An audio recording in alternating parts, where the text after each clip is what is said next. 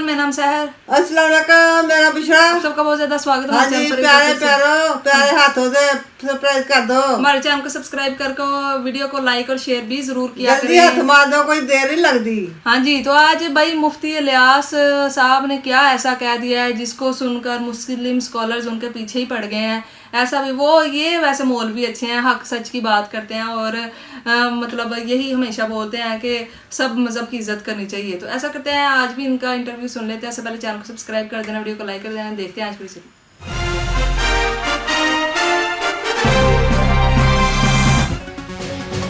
Publicity stunt की वजह से कहा या फिर बह गए, क्योंकि शुरुआत तो की थी जमीयत उलेमाए हिंद के मुफ्ती साहब ने ये कहकर कि हम सब एक हैं, सभी धर्म एक है, लेकिन बोलते बोलते फिर आगे पहुंचकर कहने लगे कि शिव जी पहले पैगंबर थे और सभी हिंदू थे पहले, बाद में उनका धर्म परिवर्तन हुआ है। हालांकि आपको बता दें, योगी आदित्यनाथ भारतीय जनता पार्टी के सांसद उनका समर्थन कर रहे हैं, लेकिन इस बीच कई सारे सवाल हैं और उन सवालों के बीच मुफ्ती इलियास साहब हमारे साथ इस वक्त जुड़ रहे हैं। इलियास साहब, ये जो ज्ञान की प्राप्ति आपको अचानक से हुई है कि शिव जी पहले पैगंबर थे, कैसे हुई, कैसे पहुंचे आप इस निष्कर्ष पर?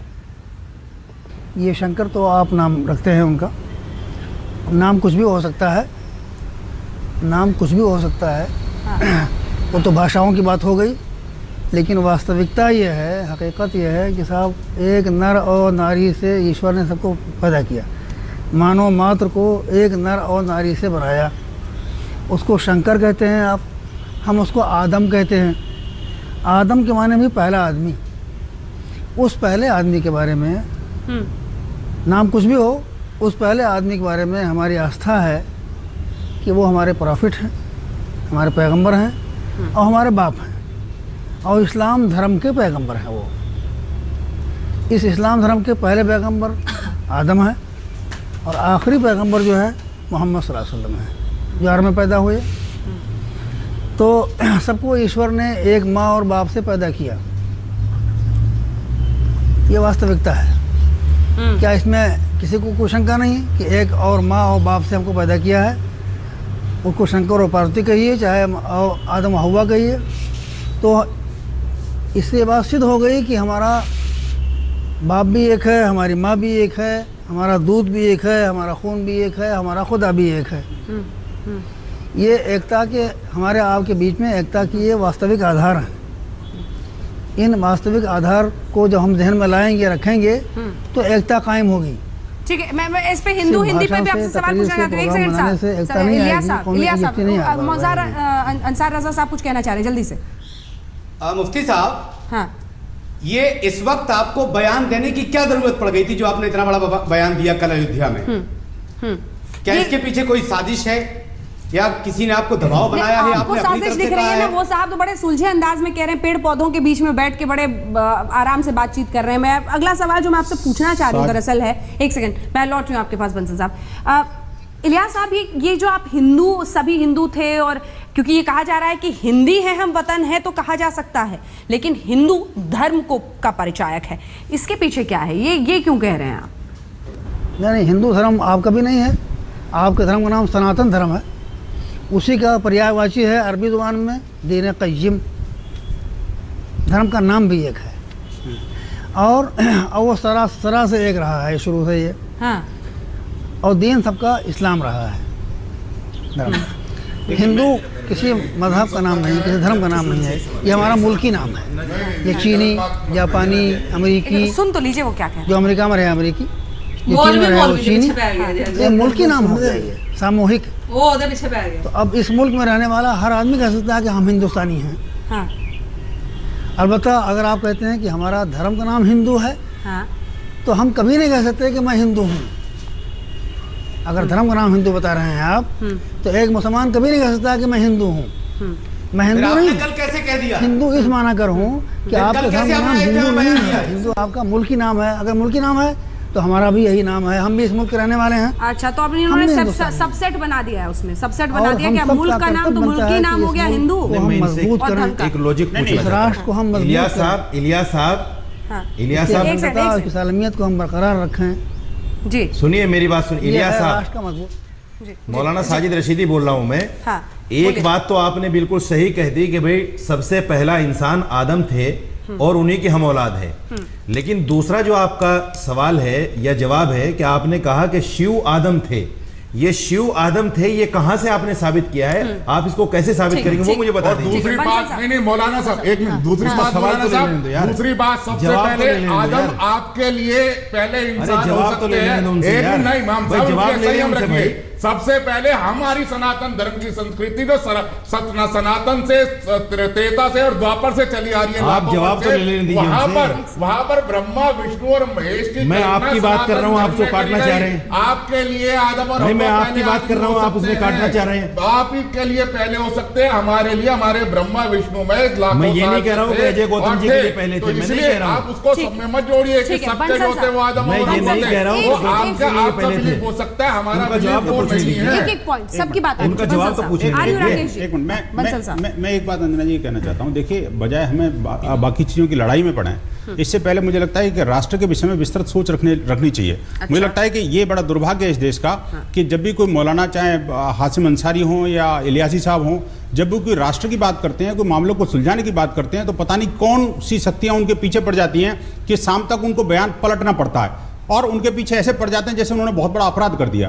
अरे अगर मेरी बात को सुनिए, मैं बीच में बोला नहीं, मैं बीच में नहीं बोला। अरे देखिए, मैं बीच में नहीं बोला मौलाना साहब, मैं बीच में नहीं बोला। अभी मेरी बात को पूरी हो जाने दो। 1 मिनट मैंने आप समय ले रहा हूँ। मैं ये कह रहा हूं, अगर कोई व्यक्ति ये कहता है कि मैं भारत में, उसने बाकायदा अपनी राष्ट्रीयता की बात कही है, उस राष्ट्रीयता में आप कैसे क्वेश्चन कर सकते हो? हिंदू राष्ट्रीयता नहीं है ना? अरे हिंदू राष्ट्रीयता है। नहीं है। अरे भाई, हिंदुस्तान हिंदू राष्ट्रीयता नहीं है। भारत हिंदू राष्ट्र नहीं है। हिंदुस्तान भारत हिंदू राष्ट्र है। हिंदुस्तान हिंदू नहीं है। नहीं, देखिए, हिंदू नहीं है। अरे भाई, आप नहीं उसको मानिए, आप मानिए। इस्लाम भी राष्ट्रीयता है। जो लोग फिर इस्लाम उसको भी मानिए। वो वहां है, इस्लाम राष्ट्रीयता है, पाकिस्तान।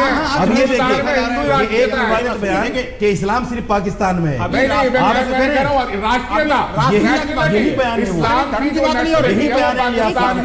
आप लोगों ने बयान दिलवाया है,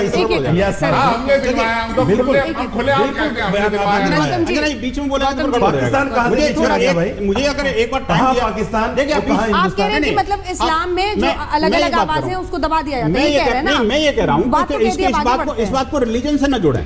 मैं बात कर रहा हूँ, इसको कोई धर्म से न जोड़ें। ठीक है। मैं ये बात कर रहा हूँ, ये राष्ट्रीयता है।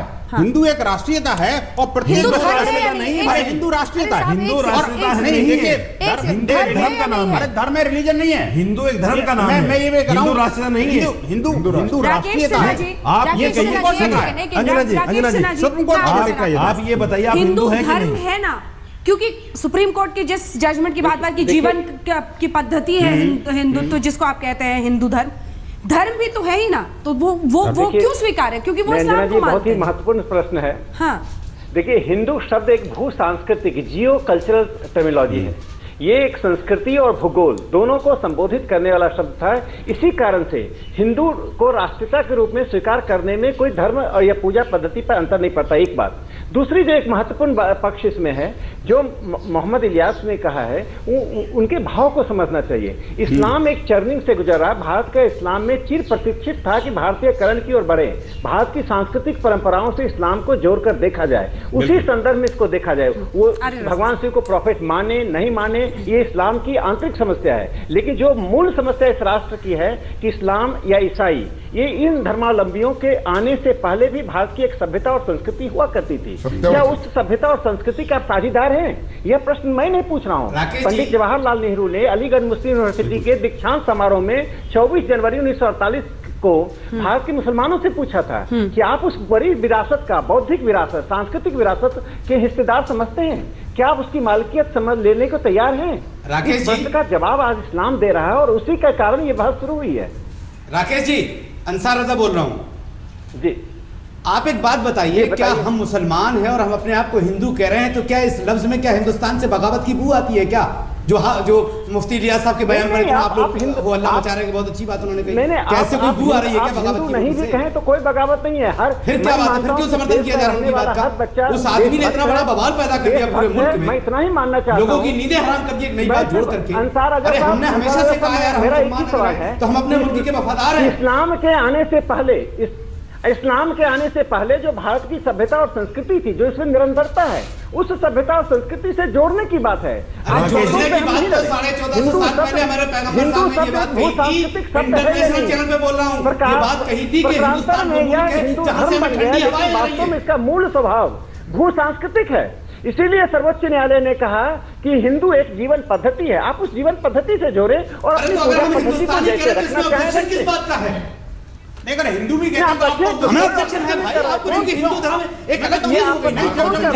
आप हिंदुस्तानी माने, आप अपने को इंडियन माने। ठंडी हवा थी, अंसार साहब में ठंडी हवा 1450 साल पहले चलती थी, आज वो लू बन गई है इस देश में। आप उस चीज को भी तो समझिए, आज वो समस्या क्यों पैदा हुई, आज वो समस्या, मैं वही कह रहा हूँ, आज वो समस्या। और जो हिंदू है, मैं आपको वापस से कह रहा हूँ, मैं अपनी बात नहीं कह रहा, मैं गुरु गोविंद सिंह की वाणी कह रहा हूँ, मैं अपनी बात नहीं कह रहा। और ये कहता हूँ, गुरु गोविंद सिंह जी ने भी क्या कहा कि पूरी दुनिया में जो खालिसा पंथ बाजे जगह सकल धर्म हिंदू, बाकी सब भंड बाजे। उन्होंने भी कहा बाकी सब पंथ हो सकते हैं, लेकिन अगर धर्म है तो वो हिंदू धर्म है। क्या बात कर रहे हैं आप गौतम साहब? प्लीज गौतम साहब ऐसी बात मत कीजिए। बिल्कुल बिल्कुल जी। तो गाइस ये थी आज की वीडियो। तो भाई यहाँ पे वो जो पहले मुफ्ती थे ना, उन्होंने ना डिबेट में ये ही मतलब कहने की कोशिश की कि हम मतलब एक ही माँ और एक ही बाप से पैदा होते हैं। इस मतलब दुनिया में जब आते हैं, इस चीज को तो हर कोई मानता है ना कि एक माँ और बाप के बिना तो कोई बच्चा पैदा नहीं हो सकता है ना।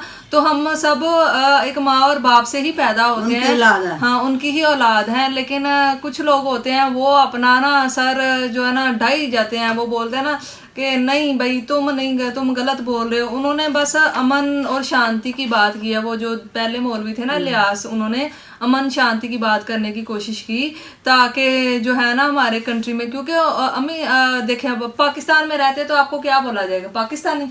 आप पाकिस्तानी है ना। तो जो तुर्की में रहने वाले हैं उनको क्या हम बोलते हैं? तुर्किश बोलते हैं, तुर्किश लोग बोलते हैं। अमेरिका में रहने वालों को अमेरिकन बोलते हैं। अब जो इंडिया है ना, उसका नाम पहले हिंदुस्तान था, अब भी हिंदुस्तान इसको बोलते हैं। तो हिंदुस्तान में रहने वाले लोगों को हिंदुस्तानी बोला जाता है। तो ये इनको इस चीज पे है कि हमें क्यों ये बोला जाता है। हम तो आप हो तो वही ना वहाँ के कंट्री के, हाँ वहीं पे रहने वाले, तो यही बोला जाएगा। और हिंदू मतलब किसी धर्म का नाम नहीं, वो उनके धर्म का नाम सनातन धर्म है।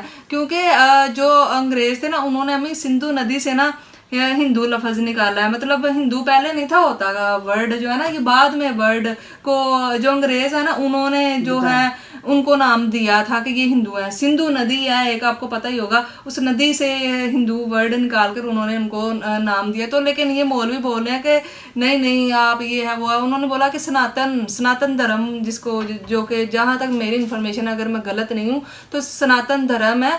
हिंदू किसी धर्म का नाम नहीं है, सनातन धर्म एक धर्म होता है जिसमें आपको पता ही है कि धर्म के बारे में हम महाभारत पहले ही देख चुके हैं कि धर्म के लिए उन्होंने कितना ज़्यादा कुछ किया। धर्म के नाम पर ही महाभारत हुई थी, जिसमें मतलब कि अच्छाई को जो बुरे लोग होते हैं उनको माशरे में जितने भी अच्छाई को नहीं मानते हो, हाँ वो मानते नहीं है। और जो अपना जुल्म की जब इंतहा हो जाती है तो धर्म की स्थापना होनी ही चाहिए। उसके लिए चाहे जंग करनी पड़े, जो भी करना पड़े, धर्म की स्थापना जरूरी है। और इसकी वजह से महाभारत जो इतना बड़ा युद्ध, जिससे हमें ज्ञान भी यही हासिल होता है कि आप जो है ना अमन और शांति जो माशरे में, अगर आप आने वाले फ्यूचर में देखना चाहते हो ना, और आपका धर्म यही कहता है कि आप जो है ना दूसरों के लिए जियो। ये नहीं है कि आप अपने लिए जियो, अपनी ऐशो इशरत का जो है ना वो बस ख्याल रखो। आप दूसरों की जो होता है ना दूसरों, लेकिन आजकल के माशरे में हमें हर किसी को अपनी पड़ी हुई है। कोई नहीं किसी का सोचता कि कोई मर रहा है मरता रहे, कोई जी रहा है जी रहे। कोई अफसोस नहीं है किसी के मरने पर, किसी को अफसोस नहीं है। भाई को मार रहा है जायदाद के नाम पे। इतनी लालसा आज के दौर में बढ़ चुकी है। लेकिन वो ज़माने ही अलग थे जब ये सब हुआ करता था। धर्म के नाम पर इतनी बड़ी जंग हो गई, और जो मतलब मुंह से हमें शब्द कभी निकल जाता था ना, उसको पूरा करके ही छोड़ना। आजकल यहाँ से वादा करते हैं, दूसरी जगह जाकर वादा वैसे ही खिलाफी कर देते हैं लोग। ऐसे अब माशरा हो चुका है, जिसकी वजह से हमारे माशरे में इतना ज़्यादा होता ना बढ़ रही है ये जो जंगे वगैरह हो रही हैं। तो ये इसी वजह से हो रहा है सब कुछ। तो आपकी क्या राय है इस हवाले से, प्लीज़ बताइएगा। फिर आपको मिलता है एक और वीडियो में। Thank you.